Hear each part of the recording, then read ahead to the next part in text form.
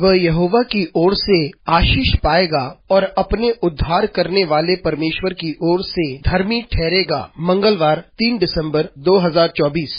आज के मनन के लिए मैंने आप ही के लिए चुना है यशाया अध्याय 7 और उसका 14वां वाक्य। इस कारण प्रभु आप ही तुमको एक चिन्ह देगा, सुनो, एक कुमारी गर्भवती होगी और पुत्र जनेगी और उसका नाम इमैनुएल रखेगी। आपका दिन आशीषित हो। परमेश्वर स्वयं एक चिन्ह देता है जो परमेश्वर के लोगों के उद्धार के लिए है। इमैनुएल यानी परमेश्वर जो हमारे साथ है। आइए इस वाक्य पर मनन करते हैं। आज की सुबह का विषय है भविष्यवाणी पूरी हुई। यह हम जानते हैं कि यशाया राजा एहाज के सामने आए और परमेश्वर से दिया गया संदेश उन्हें पहुंचाना चाहते थे और जुडा और सीरिया की शक्तिशाली सेनाएं आहाज राजा के विरोध में खड़ी थी और राजा भयभीत था। लेकिन परमेश्वर यशाया नबी के द्वारा उससे बातें करता है और उससे कहा कि वे एक चिन्ह मांगे, लेकिन राजा आहाज ने मना कर दिया क्योंकि वे परमेश्वर की परीक्षा नहीं लेना चाहता था। और फिर परमेश्वर की ओर से बोलते हुए यशाया नबी ने कहा, तूने मनुष्य के धैर्य की परीक्षा ली है, क्या तू अब परमेश्वर के धैर्य की परीक्षा लेना चाहता है? और फिर वे कहता है कि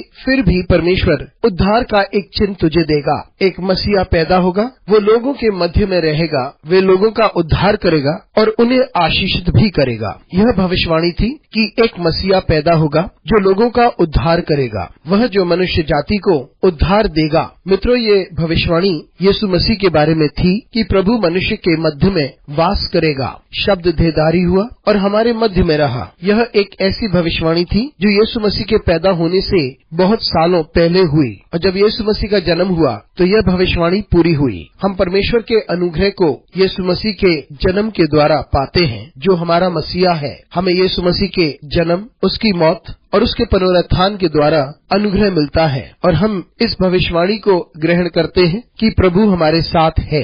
तो आइए हम आनंद मनाएं क्योंकि इमानुएल परमेश्वर जो हमारे साथ है और बना रहता है। अनुग्रहकारी परमेश्वर स्वर्गीय पिता, तुझे धन्यवाद देते हैं क्योंकि तेरी भविष्यवाणियां पूरी होती हैं। हमारी सहायता कर परमेश्वर ताकि हम तुझे निहारते रहें। यीशु नासरी के नाम से मांगते हैं, आमीन।